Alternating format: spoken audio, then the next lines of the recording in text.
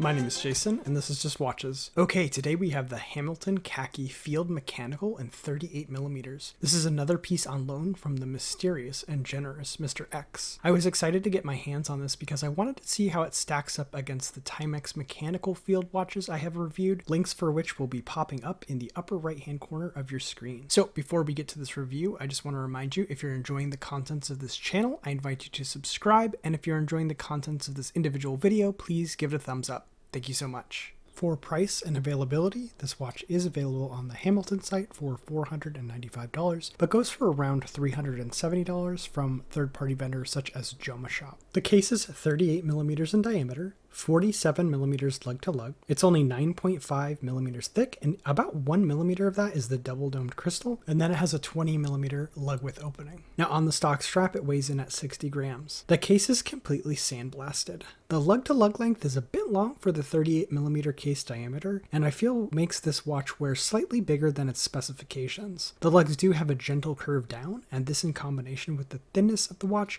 make it very comfortable on the wrist. Finally, the lugs are also drilled for easier strap changes. The green stock nylon strap starts at 20mm and doesn't taper. The keepers are leather, and the holes and end are also reinforced with leather. The pin and buckle is sandblasted to match the finishing on the case and signed with Hamilton. The strap feels tough, and the reinforced holes will definitely help it last. The only downside is the leather on the end of the strap can make it a bit tricky to fold back over depending on your wrist size. However, at 20mm you have a ton of strap options for this watch, and it also is going to look great on a wide variety of straps. The screw-in caseback helps provide 50 meters of water resistance. It has the Hamilton logo against a satin background, with Hamilton below that and information around the edges. This is a no-nonsense caseback that feels right for this toolish watch, but I can't help but wish it had a display caseback, as I think manual run movements are some of the best ones to look at since there is no rotor that is in the way. This watch is an older model and is powered by the ETA 28012. This is at 28,800 vibration per hour, hacking, hand-winding only movement with a 38-hour power reserve. The newer versions of this watch feature the H50 movement, which is essentially a clone of the ETA, but they lowered the beat rate to 21,600 vibrations per hour, which boosts the power reserve to 80 hours. As you can see, this one is keeping good time, gaining about 8 seconds a day with the dial up, and then 7 seconds a day with the crown up.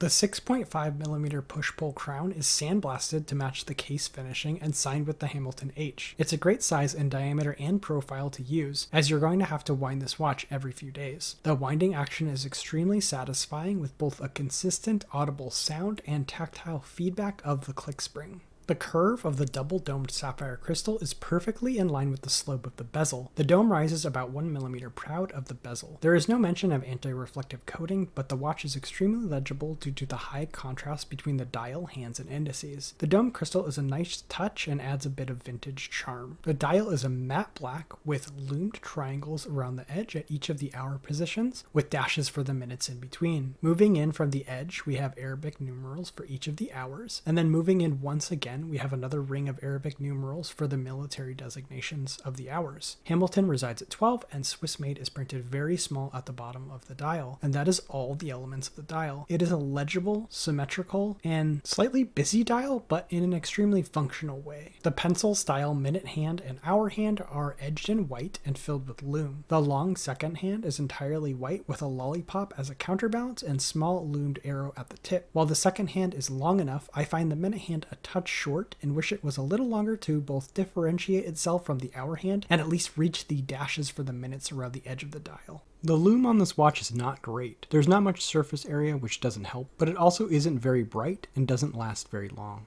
Here is the watch on my 6 3/4 inch wrist. As you can see, I feel those long lugs make it appear slightly bigger than its 38mm size. However, you can also see it is very thin and hugs the wrist. Pros and cons, starting with the pros. Well, this is a solid and versatile watch. It's going to look great on a wide variety of straps, and you have the ability to dress it up or dress it down. With the sandblasted finish and sapphire crystal, this one should also look really good for a long time. Finally, the hand winding action is a pleasure to use, which is really important on a hand wound watch because you're going to have to wind it every few days. As for cons, the 50 meters of water resistance holds this watch back for me slightly. I think it's probably fine for most everyday situations, but at 100 meters, I would feel feel more comfortable just doing everything with this watch. Second, the lume is quite weak, and it isn't just due to the lack of surface area. You know, micro brands at this price point have shown nuclear levels of lume, so there isn't really much excuse for Hamilton not having a really strong lume here. For comparables, on the less expensive side, we have both the Timex 36mm MK1 mechanical at $199 and the 38mm Expedition North mechanical at $229. However, neither of these watches felt as solid as the Hamilton. The one thing the 38mm Expedition North version does have over the Hamilton is 100 meters of water resistance versus the Hamilton's 50. A more expensive option I have also reviewed is the CWC Miller 72, but at $670 US